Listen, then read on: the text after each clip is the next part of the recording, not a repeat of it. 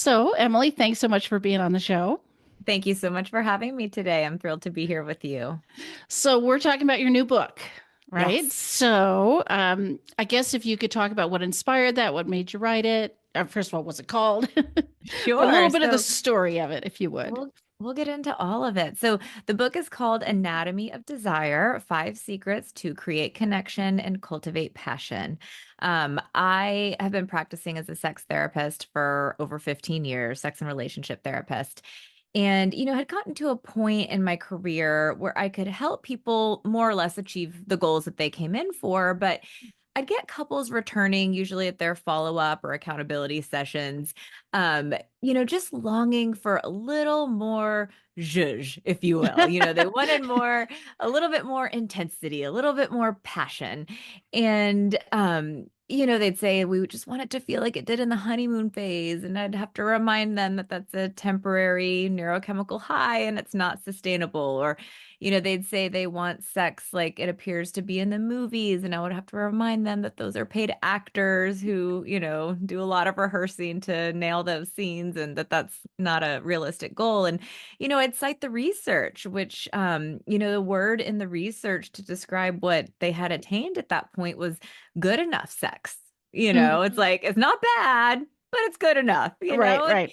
and I knew what they meant. And, as someone at that time when I was developing my thesis who was newly engaged, I was like, well, I'll be damned if I'm gonna have good enough sex, That's not for where the you want long to, haul. not where you want to set the bar, right? No, no. And so, I started paying a bit closer attention to the language that they were using to describe the sex that they wanted. And words like effortless, or I want the world around me to disappear. I want to feel totally lost and absorbed in the moment. And I'm like, oh, they're talking about a flow state. And for people listening who don't know, a flow state is a decades old term coined by Mihaly Csikszentmihalyi that describes the state of mind we get into when we are so fully absorbed in an activity that we experience that kind of loss of space and time and a sense of unity and merger. Think of a surfer who's at one with the wave. And I was familiar with flow, but I had never heard of it being used in relation to sex. So, I'm a very much an evidence-based practitioner. I turned to the literature to see what I could find, and there was nothing out there really. I Mm. mean, I found, one paper that looked at BDSM couples who kind of reach a state of transcendence, but that was it. So, long story short, I initiated my own research study and got some really exciting findings, and that kind of set the foundation for the book. Okay. Well, talk, if you don't mind, let's go right into what are some of the findings you discovered. Let's do it. So, the quantitative data was a huge win. I looked at the numbers and found that yes, people were far more likely to experience like super high levels of sexual satisfaction if they could achieve a flow state. And for people listening, I only included participants if they were over the age of 25 because I wanted to rule out that kind of young adult hormone driven sex. They had to be in a monogamous relationship for 1 year. They couldn't be pregnant or have a baby under one because any mother knows that that kind of throws a wrench into things and would Yeah. have skewed my data. So what I did then is I called up the people who got the highest scores and had really long conversations with them about what specifically they did to get into this state of flow during sex. And it was through those conversations that these five themes emerged, which are the five secrets in the book. So these were very sensual people, they were very curious people. They adapted to, the inevitable curveballs that life throws at us. They didn't Right. let, the typical things stop them from finding new ways to connect. They were really vulnerable. I mean, they had a very deep sense of emotional intimacy in their relationship. And they had this really profound way of attuning to one another. When you go into a room and you can kind of sense the energy in the room, these couples had nailed that. And, they were able, therefore, to kind of anticipate each other's wants and needs in bed without having to stop and talk through everything. So, that set the stage for the five secrets, and is, kind of what I get into in the book. And then woven through that, woven through each secret is the science of flow. And we kind of talk about the 8 components of flow, and how to hack it for your sex Okay. life. Yeah. So I guess what does flow look like in sex? And maybe it's Mhm. helpful, like what's the opposite of that? Like what are people experiencing that shows they're not in flow? Yeah, that's a really great question. When sex feels kind of clunky, when you notice that you're really distracted by the never-ending to-do list in your head, when there's kind of a lot of like stopping and starting, or you're having to stop and talk through, every little move or position change, or it's when it feels interrupted or disjointed, I think that you're probably not in a flow state, Right, right, If you're right. looking at the clock, like, when is this going to be over? You're not in a flow state. So, those are some red flags to look out for, I think.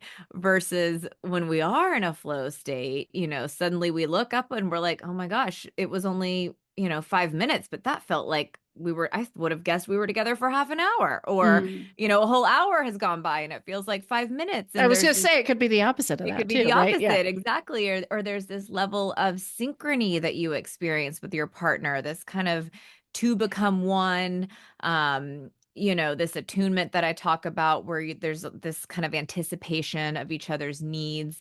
You are so focused on the experience itself that there is no distracting thought trying to pull your attention away. So it's that, rapt attention, total absorption, that people experience when they are in a state of flow. Do you think you can be in a state of flow through some of the weird things that can happen? I mean, you said something about position changes, or somebody's knee falls off the bed, or you Sure. fart, or I don't know, like stuff Yeah. can happen to kind of interrupt, right? Is that Sure. Yes. I think you can get back into it for sure. okay? I mean, we know from, I'll say this, however, with research on like focus and attention, we know that when there's an interruption, it can take a while to regain focus, but it certainly can be done. I mean, take anyone who's getting into a flow state with anything, whether it's a surfer or an artist. I mean, there may be a point where, the brush goes in a direction where they don't want it to go and they have to make an adjustment, but they get back in the zone. And I think the same can happen during sex. Because, yeah, I mean, look, at the end of the day, sex is also messy, and, Very human, right? we're human. Yeah, Yeah. there's going to be a noise or a head bump or something. And that's normal. Yeah. Yeah. Yeah. Is there any part of this? I mean, I'm just thinking about people listening to this and wondering, is this idealized in some way? Is this Mm. accessible to everybody? Do you have to be in this perfect relationship? I mean, is there any way we're setting people up to, I don't know, feel like they're failing with this if it's clunky? To answer your question, I think that this is accessible to anyone who wants it and who has a partner equally committed to getting it. If one person is all in and the other person could care less, that's probably not going to really be a realistic goal. And we look at the research on group flow. Think of any team sport. You got a pair of tennis doubles and they can get into a flow state if they both have their head in the game. But if one Mm, person is distracted and doesn't really care whether they win or lose, it's gonna, draw the other person out of it. So yeah. or a group of musicians. Everyone's got to be there, willing to harmonize and make music together to achieve that group flow. You do not have to have a perfect relationship to get into flow state. In fact, talking to my research participants, a lot of them, first of all, none of them described the best sex as being in the honeymoon stage. Okay. So the Uh, best sex happened way later, after they had gone through some pretty hellish times or dark periods in their relationship. And it was, their ability to overcome it and adapt to it and reconnect or rediscover each other in a new way that brought them so much closer, and then set the foundation for them to get into this state. Or you'll talk to couples who will describe makeup sex as being some of the best sex ever. Maybe they're kind of on the heels of an argument, and that fuels this really intense, passionate, reconnection where they find each other once again. So, That being said, we know from the research that there's a link, of course, between relationship satisfaction and sexual satisfaction. If Right. you're, in a largely unhealthy relationship, or you have an insecure relationship attachment, or there's constant conflict or abuse, of course, then no, I would not expect a flow state to happen in this Right. case. It's interesting. You just said, it doesn't happen in the honeymoon stage. I wonder, did you find anything related to maturity, to age, life experience, Oh, for and sure. access to Yeah. flow? Yeah, and not just me. I mean, one of the first researchers in this kind of area of optimal sex. So if you think of sexual satisfaction as happening on a spectrum where you've got, a lot of sexual dissatisfaction, then you have sexual satisfaction where's that good enough sex model falls in, and then you've got this optimal sexual connection. So Peggy Klein-Platz was the first to look at like what is going on among people who experience that, and she is a very seasoned therapist and clinician and researcher. And in her first study, she didn't even bother talking to people who were under the age of 65. Yeah. So, these were couples who had been through life, postmenopausal women, but they had still managed, men who couldn't get erections anymore, but they had still managed to connect with one another in a way that was transcendent. So Yeah. her research really inspired my own. It's such a hopeful thought because, I Yes. think culturally we have this idea that these young, perfect, beautiful bodies that work exactly like we want, if they do, is this ideal that we're like falling away from as we age or something. And to Oh, realize, yeah. no, there's like wealth for those of us who have been through some stuff and For sure. living I mean, longer. we have to move away from this idea that sex is for like the young and able-bodied. I had one research participant who had chronic pancreatitis. I had people who had chronic back pain. I had, people who had cancer and were, kind of disfigured from their surgery. I mean, I talked to people, that really spanned, uh, kind of the demographic in terms of physical ability, and so did Peggy Kleinplatz, and they did not let those things stop them from Yeah. connection. Yeah. And maybe they have something to do with our ability to get there. So, Exactly. yeah. Yeah, for Yeah. sure. For sure. But like you mentioned with like group flow, you called it, Yeah. right? The band or the team or Mm-hmm. whatever, those people aren't in this perfect state of flow like every game or every performance. It's not No. like we're not aiming for like 100% of this Oh, no, no, experience. no, Just no. yeah. You should not operate under the assumption you're going to have flow state sex every single time. One of my research participants said something like, we get that every now and then, but then a lot of times we have what she described as edge of the bed sex. And I was like, I know exactly what you mean by that. I loved how she described it. So, no, but what I do think is when people dedicate the time, energy, and resources to cultivate, an environment and an interpersonal dynamic that will give them that state of flow, at least some of the times, that energy transfers over into otherwise, maybe more mundane experiences, and kind of keeps them a bit more interesting, I think, than if they didn't have really great sex thrown in the mix sometimes as well. Yeah. Yeah. And it maybe raises the bar on the good enough type or the more Yeah. regular. Yeah. Exactly, Yeah. exactly. Yeah, yeah. So there's something a little bit better you can attain at least some of the time. So if couples were going to pick one of your five secrets, which one, if you had to pick one of your five favorite children here, Yeah. which would it be and why? Which one like comes first or is the most impactful? I love the curiosity chapter because it's, I think, kind of a unique way of thinking about the psychology of sexual novelty. One of the core tenets of flow is something called the challenge skills ratio. And what that means is that when the challenge of what we're doing is too far above our skill set, we feel anxious, Hmm. scared, maybe shut down, inhibited. If the challenge of what we're doing is too far below our skill set, we feel bored. And I think that's where a lot of people get stuck, is in this very Autopilot, right? Like, monotonous routine, like you know what's going to happen beginning, middle, and end, but then they're like, oh, we should shake things up. But what happens is they jump in too far too fast, and then they're thrown off into the other, part of the chart where that anxiety kicks in because the challenge has become too great for them. To get into a flow state, the challenge of what you're doing only needs to be 4% greater than your skill set, which is mm, not much. right, right. So it's about taking baby steps, and I think shaking things up just enough. I mean, this could mean taking something that is familiar, let's say the missionary position, but rather than just settling on this sort of belly to belly looking past each other missionary, maybe the male partner takes the female's hands and kind of pins them over her head, and that kind of gives her this sense of dominance. Well, that's going to grab her attention. Or maybe there's a really intense eye gaze, which creates intimacy. I mean, there's different variations that you can Yeah.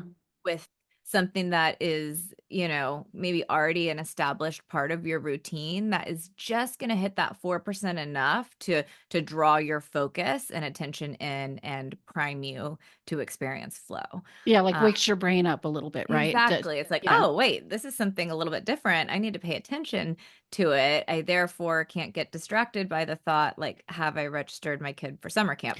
you know?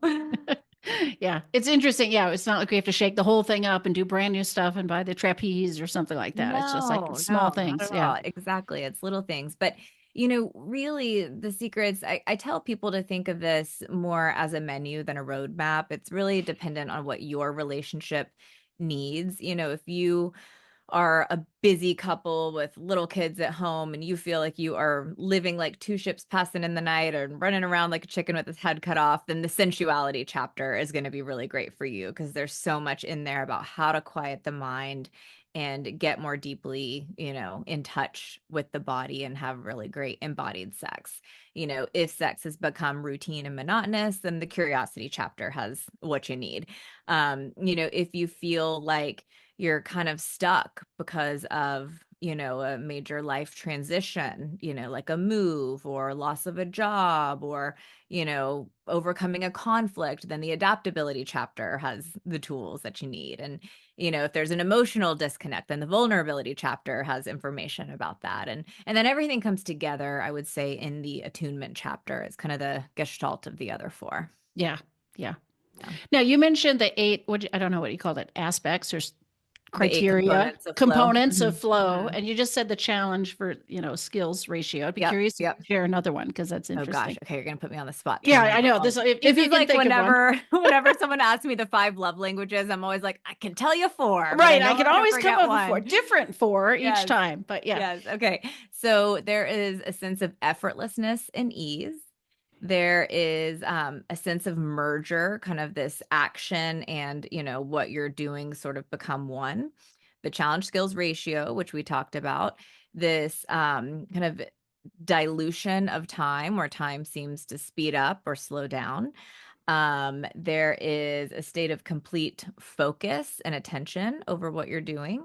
There is the paradox of control, which is one I like to talk about yeah. a little bit Please, what because is it's kind of that? interesting. So the paradox of control, you have a sense of control without actually being in control. And I always use, it's a difficult concept to wrap one's mind around. And I write about this one in the vulnerability chapter, because I think this kind of taps into the emotional component of flow. So I use a snow skiing analogy to describe it. I like to ski. And I feel I can get into a flow state when I'm on a blue. I'm in control of my skis, I'm in the zone, I kind of, the world around me disappears, all the elements are there. If I try to push myself on a black, not only is the challenge a bit too high for my skills, so that's a part of the problem, but I feel kind of out of control, Mm, which means I can't surrender to the experience.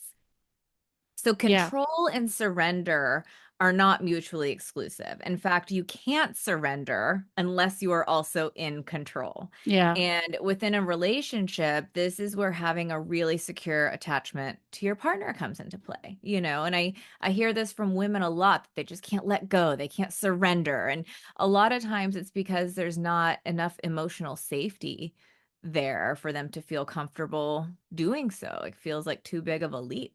Yeah. And so I really like that one and kind of explaining it to people. Yeah. You mentioned that some of the only research you'd seen about this was around BDSM. And Yeah. it does make me wonder if part of the, I don't know, appeal of kink or something, like if there are more of Oh, this going on, the oh, for control, sure. illusion of control, this For challenge. sure. For sure. I mean, Yeah. these people are having flow state sex for sure. Yeah. Yes, it's kind of tapping into these power dynamics and sense of surrender. The Yeah. sub, for example, in most BDSM dynamics is really the one holding on all the control, because they're setting the tone. They're the gatekeeper, Yeah. assuming, they have consent established and safe words and all of that. So but it's tapping into this sense of surrender and being out of control, which makes it so Yeah. exhilarating for them, for Yeah. sure. For Yeah. sure. Yeah. So Yeah. would you say, I mean, I don't know, is your book, are these concepts for just people in relationships who are having sex with other people? Can you be in a flow state alone with this or Yes, you definitely can. I mean, I talk about self-pleasure throughout the book, and I think it's a really great place to start for people who maybe feel who are single, number one, or who don't feel ready to kind of bring their partner into the mix. So definitely yes. And for each secret, the way the book is laid out, I talk about, how to hack it within yourself, then how to cultivate it in your relationship, and then how to connect with it in your sex life. So there's a huge individual element to this. And definitely, I think people who are in between relationships and just wanting to kind of do some self improvement and really prime themselves for their next relationship, then there's definitely stuff in there for that group. it does make me, I mean, I don't know, it's making me wonder, how do you add a little challenge and self-pleasure that it's a little out of the norm? Yeah. Uh, Well, there's lots of things you can do. I mean, I can think of all sorts of ways to tap into that. Yeah. okay. A lot of like women, for example, and men, for example, have never touched their butthole during self pleasure. Like that could be one thing that you might do to kind of explore to see, like, what does that feel like, Yeah, that before sort of wakes me inviting, up. Yeah, somehow. right? Okay. See, Okay. exactly. Like, oh, I Yeah. hadn't considered that, but you're with yourself, you're safe, you're in complete control. And so you Right, can right. or a part of your body that maybe you otherwise never would have thought to consider, Yeah. or you can bring in a new toy or, read erotica that you wouldn't have otherwise picked up or, there's lots of Yeah. things Yeah. to do for sure. Okay. So I think my last question, we'll see. I Yeah. mean, imagining some like couples that I work with and stuff, thinking, we barely have time to even get this done at all. So, what is this a time consuming pursuit? What's the advice for people that are maybe barely squeezing sex in the first place? Um, I wouldn't say that it's any more of a time consuming pursuit than anything else that's important in life. This is about making it a priority and acknowledging, and this was a hallmark of the couples in my research and in Peggy Kleinplatz's research. I mean, these couples really valued sex. Not that didn't mean they were doing it all the time necessarily, but they saw the importance and benefit of great quality sex. And when maybe they were in kind of a lull or, an ebb, then they would, set the time aside and plan for it and prepare for it. And I have a whole thing in the book about, planned sex and how to think of it differently. Because a lot of people, I don't know why, we plan everything else in our lives, but for some reason we operate under this illusion that great sex is only good if it's spontaneous, and that's not supported in any research. You will never hear a sex therapist say that. And right. I think it takes a bit of a reframe though, so I write about that. But no, it's not any more time consuming than anything else. Yeah. Okay. So Yeah. where can people find you? Thank you. So I'm across all the social media channels at Dr. Emily Jamea. And the book is available everywhere books are sold. And if you get the book, you can then go to my website. I've got a form you can fill out there, and you basically put in your proof of purchase, and you get access to like hundreds of dollars of bonuses and things like that. So be sure to check those out. And then I have my own podcast called Love and Libido. So check that out too. Great. Well, thank you so much. Thank you so much for having me. It was a pleasure.